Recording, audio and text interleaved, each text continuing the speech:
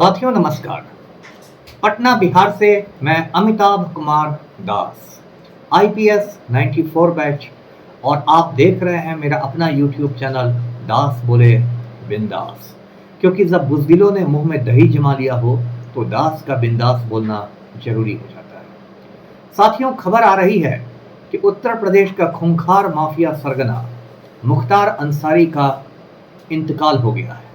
मुख्तार अंसारी की कहानी पूरी फिल्मी है, इसे आखिर तक दिल थाम कर सुनिए।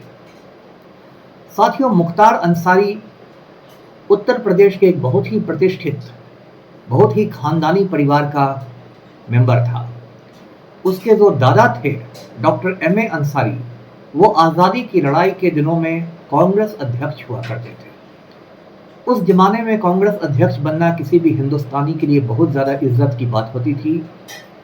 डॉक्टर अंसारी गांधी जी के निकट सहयोगियों में से थे।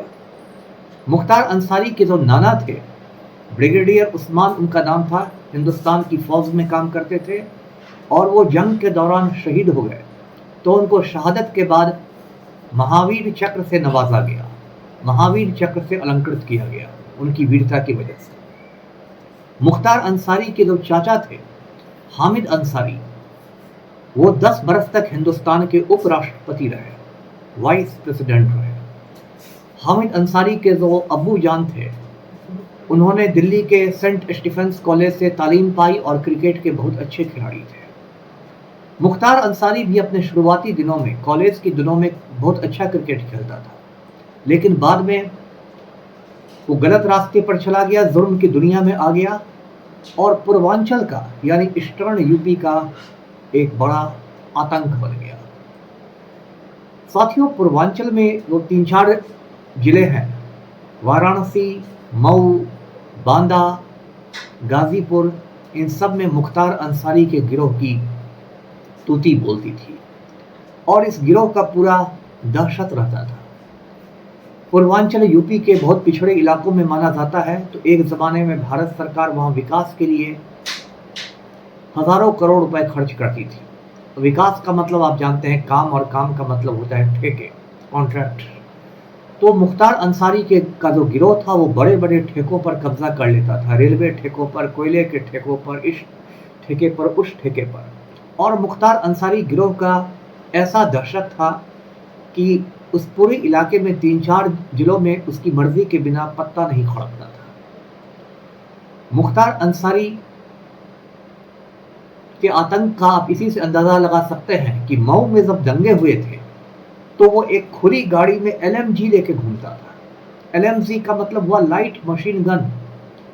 ये तो बिल्कुल आर्मी का हथियार है और किसी साधारण नागरिक को, सिटीजन को रखने का अधिकार ही नहीं है। उस समय यूपी में वहीं पर एक बहादुर डीएसपी हुआ करते थे, नाम था शैलेंद्र सिंह। शैलेंद्र सिंह ने मुख्तार अंसारी का वो एलएमजी जब्त कर लिया। उसके बाद शैलेंद्र सिंह को इतना परेशान किया सरकार ने, इतना परेशान किया कि उनको पुलिस की नौकरी से इस्तीफा देना पड़ा। तो ये धमक थी मुख्तार अंसारी की अंडरवर्ल्ड में, और अंडरवर्ल्ड में ही मुख्तार अंसारी की अदावत शुरू हो गई, दुश्मनी शुरू हो गई वाराणसी के एक गिरोह से जिसका सरगना था ब्रजेश सिंह। अब गैंगवार में एक के बाद एक लाशें गिरने लगी। वहां एक भाजपा नेता हुआ करता था पूर्वांचल का, उसका नाम था कृष्णानंद राय। उसकी अपनी छवि भी बाहुबलियों वाली छवि थी। कृष्णानंद राय मोहम्मदाबाद से जीतकर विधायक बन गया। ये बात मुख्तार अंसारी को बहुत ज़्यादा अखरने लगी कि हमारे इलाके से कोई हमारा दुश्मन कैसे जीत सकता है। तो वो कृष्णानंद राय की खून का प्यासा हो गया। जब कृष्णानंद राय को ये बात मालूम हुई तो वो बुलेट प्रूफ गाड़ी में घूमने लगा बहुत सारे बॉडीगार्ड्स के साथ। लेकिन एक दिन कृष्णानंद राय एक कबड्डी मैच देखने गया था और गलती से उसने अपने बॉडीगार्ड्स घर पर ही छोड़ दिए थे।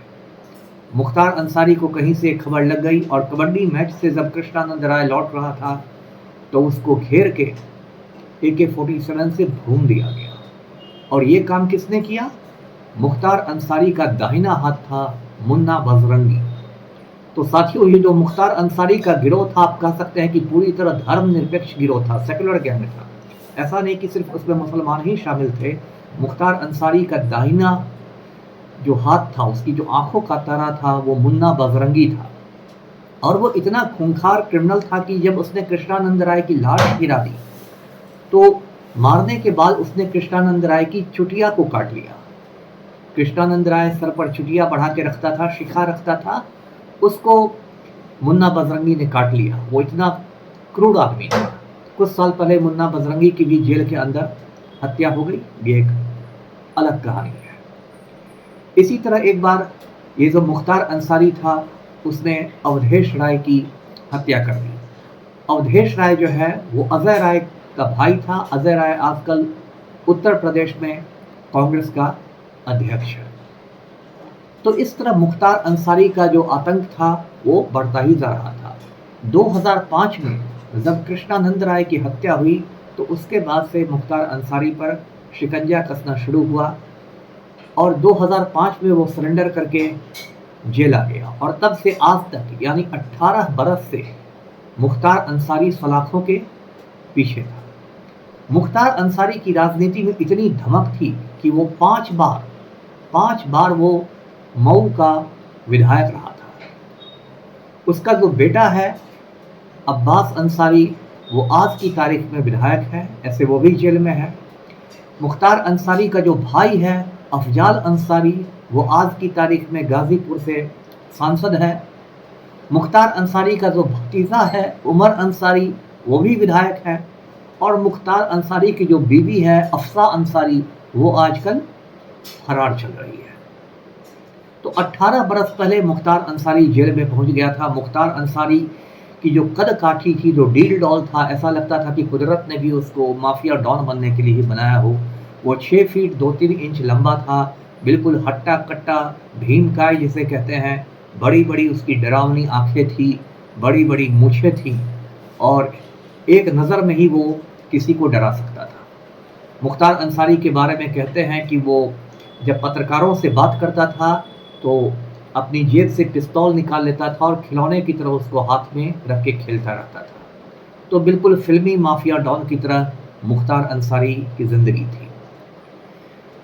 18 साल से जेल में रहने के दौरान मुख्तार अंसारी की तबीयत खराब रहने लगी थी। अभी 21 मार्च को उसने एक खत लिखा था, कोर्ट को चिट्ठी लिखी थी और खत में लिखा था कि मेरी हत्या जहर देके करवाई जा सकती है। उसने 3-4 लोगों के नाम भी उसमें लिखे थे। उसमें एक तो कश्मीर के गवर्नर मनोज सिन्हा का नाम था, जो गाजीपुर से पहले सांसद भी रह चुके हैं, और भी उसमें कुछ लोगों के नाम दिए हुए थे। एक IPS अधिकारी का भी नाम उस खत में था, जो बिहार के ही रहने वाले हैं। और क्या हुआ कि अभी कुछ दिनों पहले मुख्तार अंसारी की अचानक तबीयत बिगड़ गई। उसको अस्पताल ले जाया गया, लेकिन अस्पताल से फिर डिस्चार्ज कर दिया गया। कल यानी 28 मार्च को मुख्तार अंसारी की फिर तबीयत बिगड़ गई बांदा जेल में और उसे उल्टियाँ आने लगी। उल्टी करने के बाद वो बेहोश हो गया। उसको बहुत गंभीर हालत में रानी दुर्गावती अस्पताल में ले जाया गया। वहाँ 9 डॉक्टरों की टीम ने उसको बचाने की कोशिश की, लेकिन कल रात मुख्तार अंसारी का इंतकाल हो गया। उसकी उम्र भी ज़्यादा नहीं थी, 61 साल का था। अब साथियों, इसमें 2-3 बातें हैं, कानूनी पहलू है, वो ध्यान से समझिए। पहली बात तो ये है कि मुख्तार अंसारी ने जो धीमा जहर की बात की थी चिट्ठी लिख के और कुछ दिनों बाद ही उसकी मौत हो गई, तो एक गंभीर इल्ज़ाम है, इसकी भी जांच होनी चाहिए। दूसरी बात है कि मुख्तार अंसारी की जब मौत हुई तब वो आज़ाद नागरिक नहीं था, वो बांदा जेल का कैदी था, यानी कि उसकी मौत को कस्टोडियल डेथ के रूप में देखा जाएगा। अब कस्टोडियल डेथ में जो मानवाधिकार आयोग है, ह्यूमन राइट्स कमीशन है, उसके दिशा निर्देश बहुत कड़े हैं। मैंने खुद बिहार मानवाधिकार आयोग में काम किया है, तो मुझे मालूम है बहुत कड़े गाइडलाइंस उसके हैं। कस्टोडियल डेथ यदि किसी भी आदमी का होता है तो उसका पोस्टमार्टम एक डॉक्टर नहीं करता है, उसका पोस्टमार्टम मेडिकल बोर्ड करता है, जिसमें कम से कम 3 डॉक्टर्स रहते हैं, क्योंकि एक डॉक्टर को हो सकता है धमका दिया जाए या खरीद लिया जाए, इसलिए मेडिकल बोर्ड उसका पोस्टमार्टम करता है। दूसरी बात यह है कि कस्टोडियल डेथ के किसी भी पोस्टमार्टम का शुरू से आखिर तक उसकी वीडियो रिकॉर्डिंग की जाती है, जिससे कुछ उसमें हेर फेर नहीं हो। पूरी वीडियो रिकॉर्डिंग होती है और उसकी रिपोर्ट को सार्वजनिक किया जाता है। तो मुख्तार अंसारी के मामले में भी ऐसा ही होगा।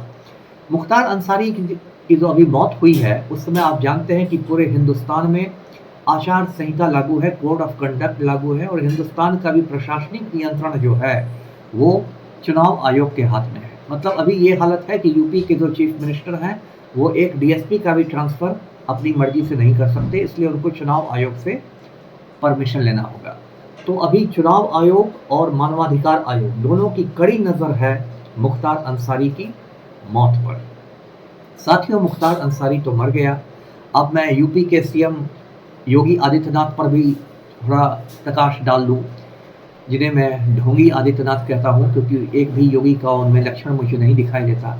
ढोंगी आदित्यनाथ जब से यूपी के सीएम बने हैं, उन्होंने यूपी पुलिस को स्पष्ट आदेश दिए हैं कि राजपूत अपराधियों की खुलकर मदद की जाए।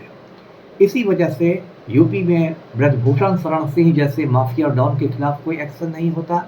ब्रजेश सिंह जैसा माफिया डॉन को जेल के भीतर सारी सुविधाएं मिली हुई है और रघुराज प्रताप सिंह उर्फ राजा भैया, जिसको कुंडा का गुंडा भी कहते हैं, उसको भी पुलिस हाथ नहीं लगाती है। ढोंगी आदित्यनाथ का असली नाम है अजय सिंह बिष्ट और वो राजपूत अपराधियों के साथ चट्टान की तरह खड़ा रहता है। तो साथियों, मुख्तार अंसारी की मौत से एक ये भी सीख मिलती है कि जब बुरा वक्त आता है तो हाथी पर सवार बादशाह को भी कुत्ता काट लेता है। समय एक जैसा नहीं रहता। इस सबक को नरेंद्र भाई मोदी को भी सीख लेना चाहिए। धन्यवाद। जय हिंद।